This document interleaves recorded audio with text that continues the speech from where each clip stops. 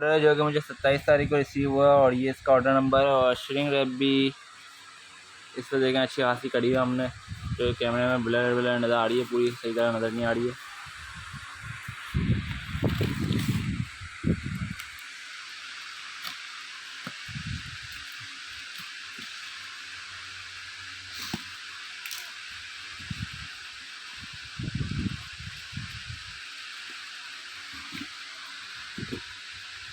वही श्रिंग रैप भी हमने इससे अच्छी खासी करी है।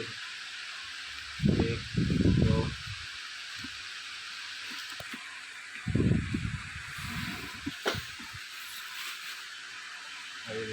इसके बावजूद भी हमें ये डैमेज रिसीव हो रहा है,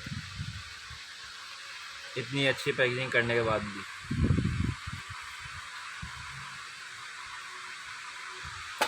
दराज वाले प्रोडक्ट की एहतियात नहीं करते, उनको फेंकते हैं फ्रेजिल स्टिकर लगने के बावजूद भी।